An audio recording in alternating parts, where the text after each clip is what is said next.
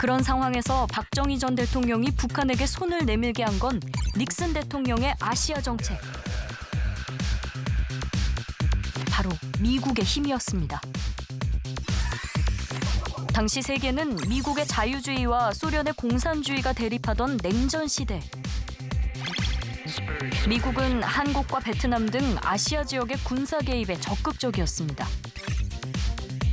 하지만 자유주의와 공산주의 이념이 맞선 베트남 전쟁은 10년 넘게 이어졌고 미국 내에선 과도한 군사비 지출로 인한 반전 여론이 높아지기 시작했습니다. 결국 미국의 닉슨 대통령은 아시아에 대한 외교 정책인 닉슨 독트린을 발표합니다. 아시아에서 군사 개입을 최소화할 테니 각국의 안보 문제는 스스로 해결해야 한다는 것이었죠. 그즈음 미국과 대립하던 중국과 소련 사이의 갈등도 깊어지고 있었습니다. 국경 지역을 둘러싼 교전이 거듭되며 서로 핵무기까지 쓸 준비를 하고 있었죠. 바로 그때 미국이 중국에게 손을 내밀었습니다.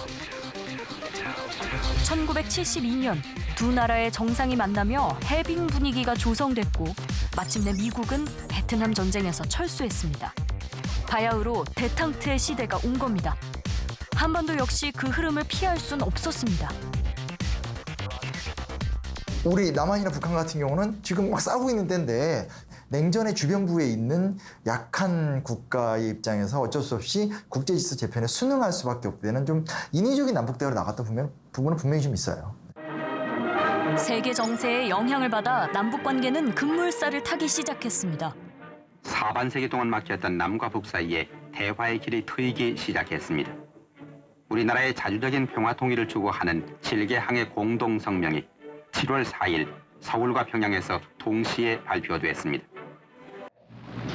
서로 상대방을 반대하는 무력 행사에 이거하지 않고 평화적 방법으로 실현하여야 한다. 1972년 발표된 7.4 남북 공동성명. 해방 이후 첫 남북 간 합의였습니다. 그때 감동을 했지. 제일 처음에 이게 참 세월이 밝아지는 것 같다. 왔다 갔다 할 수 있는 길은 생길는지 모르겠다. 그런 기대는 했어요. 그런데 그 몇 년, 두 번인가 세 번인가 이북하고 이남하고 사람 100명씩 교환을 해보니까 그다음 이북에서 문 닫아버렸잖아요. 결국 대화는 이어지지 않았습니다. 남북의 두 지도자에겐 다른 속내가 숨어 있었던 겁니다.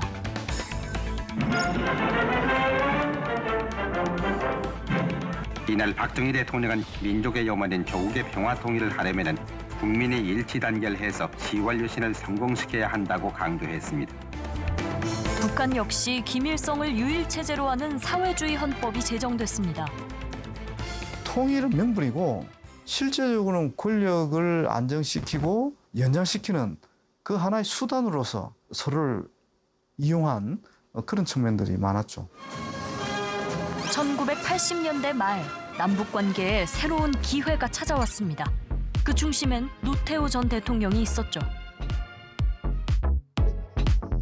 당시 소련의 최고 권력자였던 고르바초프는 침체된 국가 경제를 살리기 위해 개혁 개방 정책을 추진 중이었습니다.